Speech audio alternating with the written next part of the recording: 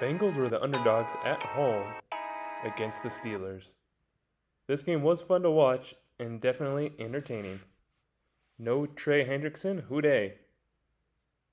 They're the Bengals. And with the upset, and well, how did they do it? Well, what if I told you their defense stepped up, making a difference? For this game, I said it will come down to what defense can get takeaways, and the Bengals got 2 interceptions on Aaron Rodgers.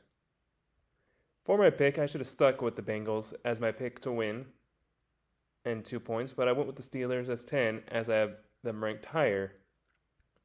I wanted to pick the Bengals originally, or I kept going back and forth, so I don't know originally, but figured it'd be a tough game going back and forth because of the Bengals offense. They have more receivers, or more options at receivers.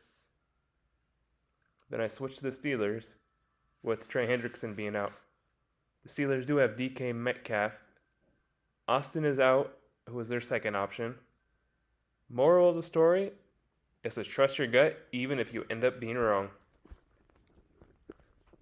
The Bengals were chasing the game to the win column. And what I mean by that is Jamar Chase went off chasing those catches and yards.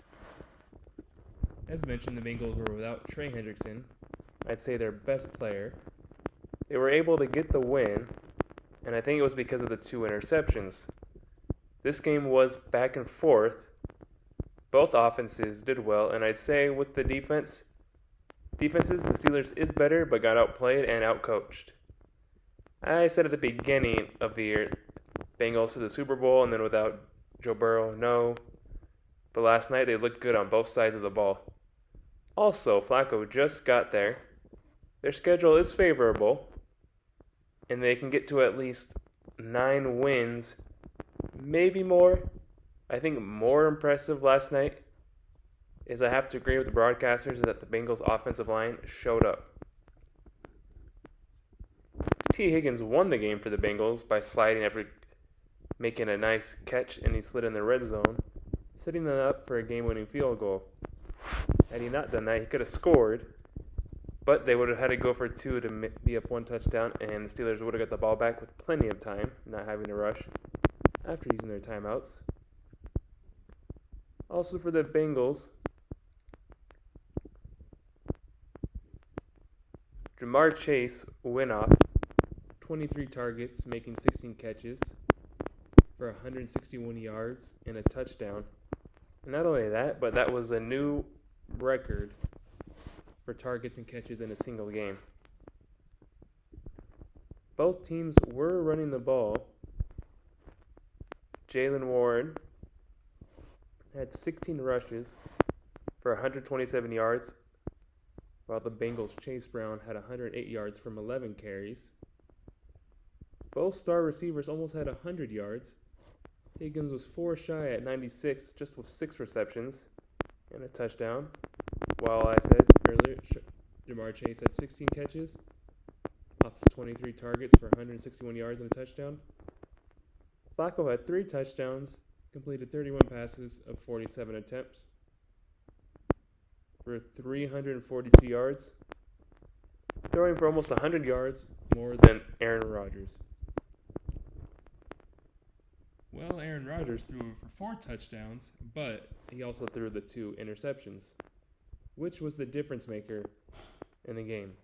Tight end Pat Freiermuth was the leading receiver with 111 yards and 2 touchdowns off of 5 catches. Now that's impressive. 5 catches and 111 yards.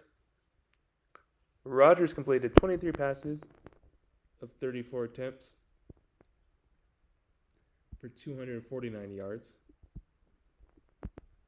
However, there was time for Rodgers to throw a Hail Mary, which he did, and the Bengals defense knocked the ball down. Commentators are saying Rodgers is known for the Hail Mary success, which is true. There were records set by players. As I mentioned, the record set by Jamar Chase earlier. This is according to NFL.com. And then for the Steelers, Aaron Rodgers is now in 5th place for all-time passing yards, all by himself, and the person he passed was a former Steelers quarterback, Ben Roethlisberger.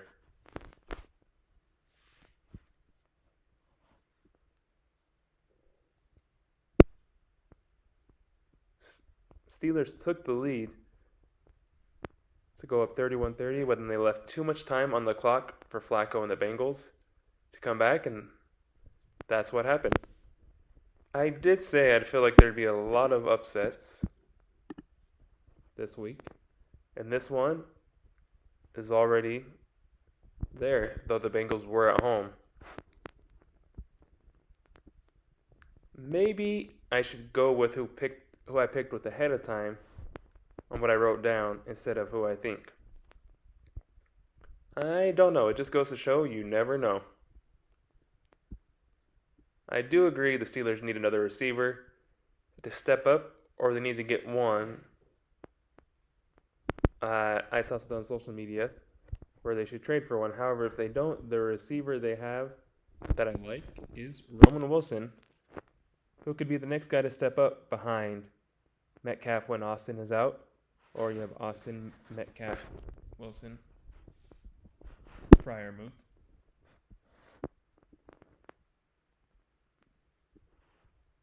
Also, for another division rivalry game, but in the NFC, for Washington and Dallas, 2 players are out. For Dallas, it's Trayvon Diggs, and for Washington, it's Terry McLaurin. This game, I'd say, would be exciting to watch if everyone is healthy. It should still be a good game with the run game going strong for both teams. Now, in baseball news, the Los Angeles Dodgers look to advance to the World Series by sweeping the Brewers in LA. And if they win the World Series, it would be their 3rd title in 6 years. I didn't write this down, but I just thought about it right now. Could we consider that a dynasty? In football, we could. Basketball. What about baseball? And then from the ALCS, the Mariners look to bounce back and take home field advantage in Game 5 against the Blue Jays, before heading back to Toronto. They were able to steal 2 on the road. Then they gave up 2 on the road. So now they have to win here at home. If you're wondering why, if you're not a baseball fan and you're wondering why they get Game 5 at home, because the way baseball does their playoffs, you do 2 for the higher seed first, and then 3 in a row for the lower seed, and then 2 more for the higher seed if it goes 7 games. They don't do the 2-2, 1-1-1. They do 2-3-2.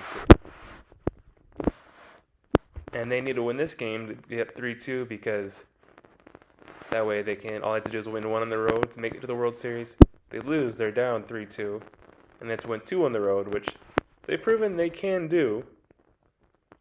But it's a little harder when you have the other team going home and they have momentum. And the Blue Jays just have been taking them out the last few games.